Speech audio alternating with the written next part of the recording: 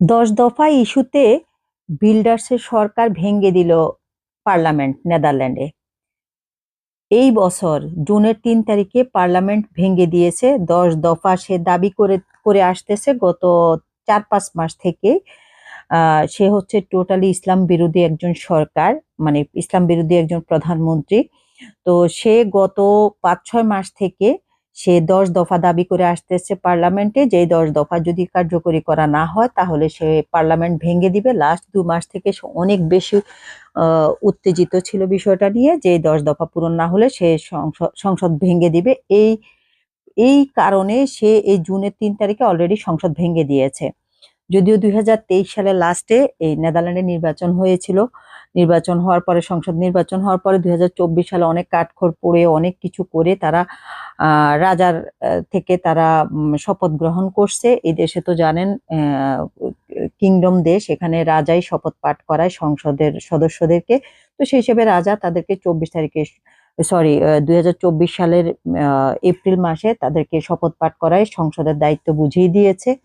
তো তারপর থেকে সে নানান ইস্যু তৈরি করে। এই যে বিল্ডার্স, যে মানে নেদারল্যান্ডের যে বর্তমান প্রধানমন্ত্রী ছিল, যে 6 তারিখে আগ পর্যন্ত প্রধানমন্ত্রী ছিল, সে নানান ইস্যু তৈরি, সে টোটালি ইসলাম বিরোধী, ইসলাম বিদ্বেষী এবং মাইগ্রেশন বিরোধী। সে হচ্ছে যে তার যে 10 দফা ছিল, এই 10 দফার মধ্যে মেইন ছিল যে এখানে কোরআন শরীফ ব্যান করতে হবে, তারপরে হিজাব উঠিয়ে দিতে হবে, তারপরে হচ্ছে মসজিদগুলো ভেঙে দিতে হবে, এবং যারা ইমিগ্রেন্ট যারা এখানে আসে অ্যাসাইলাম করে, এসব অ্যাসাইলাম শিকারদেরকে এখানে জায়গা দেওয়া যাবে না, বর্ডারগুলো ক্লোজ করে দিতে হবে, অ্যাসাইলাম কেন্দ্রগুলো বন্ধ করে দিতে হবে, নতুন করে কোনো অ্যাসাইলাম কেন্দ্র খোলা যাবে না। এবং সিরিয়ার বিভিন্ন যারা এখনো ওয়েটিং এ আছে, ইন্টারভিউ দিয়ে ওয়েটিং এ আছে রেজাল্টের জন্য, বা অ্যাসাইলাম করে ওয়েটিং এ আছে ইন্টারভিউর জন্য, তাদের সবাইকে নিজ দেশে পাঠিয়ে দেওয়ার জন্য, যেহেতু তার কথা হচ্ছে এখন সিরিয়া হচ্ছে সেফ কান্ট্রি, তাদেরকে নিজ দেশে পাঠিয়ে দেওয়ার জন্য, এবং অন্য অন্য কোনো অ্যাসাইলাম শিকার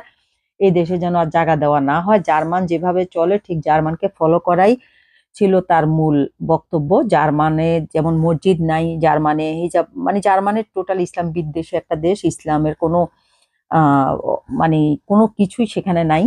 সেরকম ভাবে সে দেশটিকে তৈরি করতে চেয়েছিল, যে কোনো ধরনের অভিবাসীকে এখানে জায়গা দেওয়া যাবে না, যা আছে তাই যথেষ্ট। এবং যাদের ডুয়েল নাগরিকত্ব আছে, তারা যদি কোনো কোনো অভিবাসী ডুয়েল নাগরিকত্ব থাকলে, তাদের যদি কোনো ফৌজদারি অপরাধের সাথে জড়িত থাকে, তাদেরকে নিজ দেশে ফেরত পাঠানো সহ, নাগরিকত্ব বাতিল করে নিজ দেশে ফেরত পাঠানো সহ তার নানান ধরনের অভিযোগ ছিল।